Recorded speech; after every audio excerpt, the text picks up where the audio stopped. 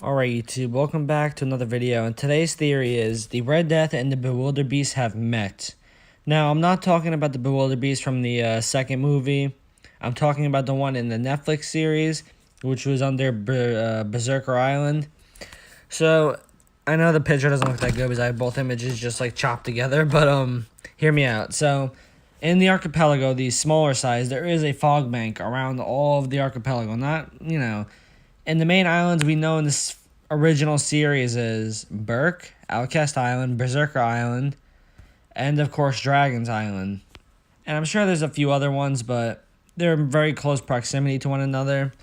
They're out of the whole series, they were out like the most tribes interacting with each other with conflict obviously. But so here's the thing: the Bewilderbeast is supposedly the king of dragons, cares for other dragons, and wants to help other dragons, and kind of lures them in a way.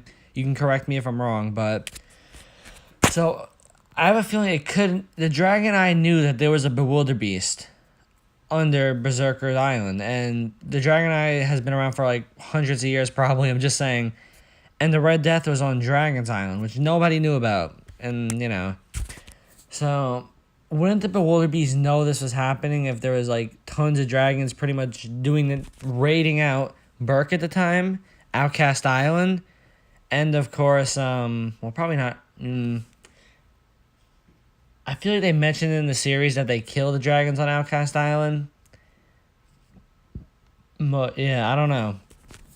Yeah, but it's possible. Dragons could have been on not Outcast, Berserker Island, because in this show the Bewilderbeast kind of like kept dragons away, but at the time there was only there was no egg at the time of this happening, so yeah, all the islands were basically being raided by dragons for food, things like that. Each tribe was trying to kill the dragons. So the thing I don't get is why wouldn't the Bewilderbeast step in and try to intervene and protect the dragons like it's supposed to?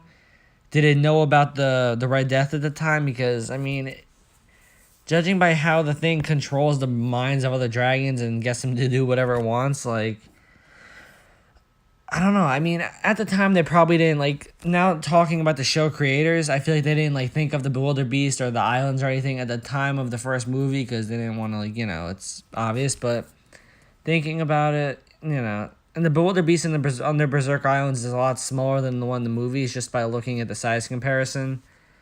But yeah, it's a pretty interesting thing. Both of these are pretty massive dragons.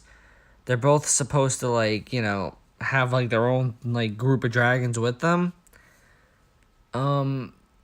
Now people could say that the egg has been there for years, maybe 10 years, 11 years, whatever it is, however long the time jumps have been, 5 years.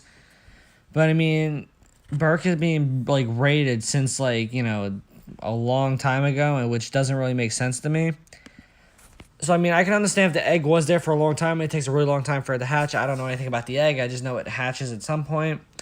But I can understand why the Bewilderbeast wouldn't risk intervening, but beforehand, I don't know. I felt like if a Bewilderbeast knew about this dragon, it could intervene and probably have taken it out, judging by the size. Bewilderbeasts are bigger than the Red Death. Red Death does fly, shoot fire. It is Stoker class, I think. Bewilderbeast, title class, but honestly, it would have been a cool thing. But, yeah, if you guys have any opinions on this, leave a comment, click like and subscribe. So I'll see you guys in another video, and bye.